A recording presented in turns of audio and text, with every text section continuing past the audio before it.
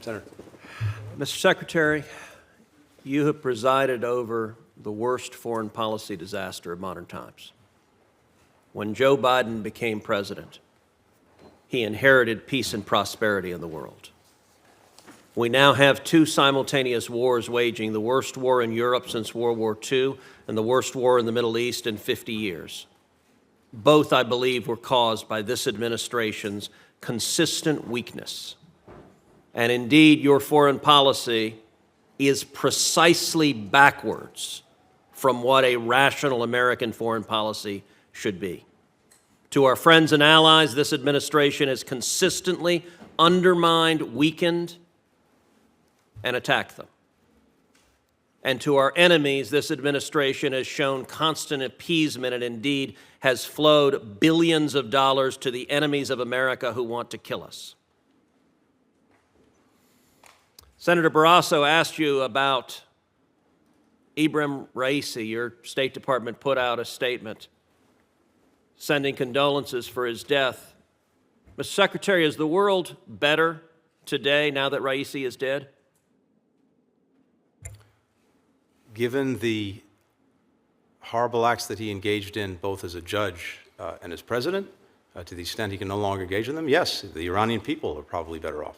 You didn't say that in your statement, did you? I believe that we did. And certainly our spokesperson... Today, the United Nations is flying their flag at half-staff to mourn the death. Would you agree that it is utterly disgraceful for the United Nations to be mourning the death of the butcher of Tehran?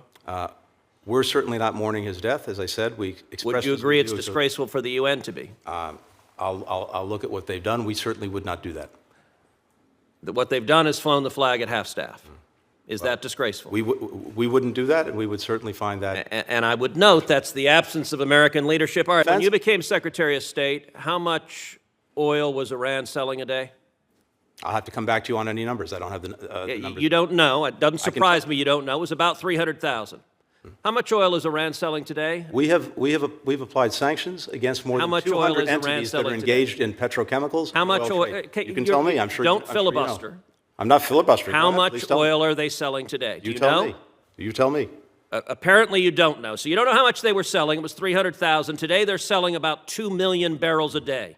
Let me ask you. And given the sanctions, given the export controls, given the other controls we put on, the cost of doing that, the evasion that they have to engage in, which we're trying to cut off. They've made about $80 billion. Let me ask you another question. I'm running out of time, so I'm not interested in speeches. Let me ask you this. How many Ghost Fleet ships did Iran have in November 2020? We have sanctioned more than 200 It's a question. of those. I'm not. How many did they have? The total number, I can't tell you what it had in 2021. I'll come back to you with that, but we have... the number was about 70. Yeah, how many do they have today? We blocked about 50 of them. Okay, let's see how effective you are. How many do they have today? As I said, we blocked about 50 How many do they have today? You tell me, I'm sure you... They have about over 400.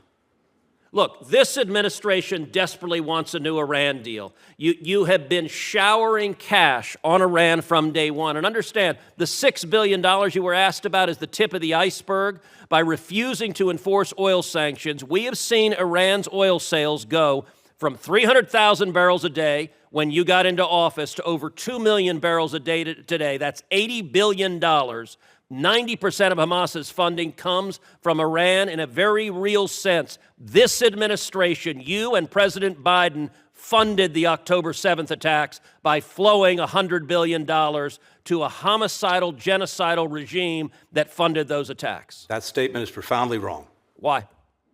I'm not even going to humor it. I think it's a disgraceful statement. Why?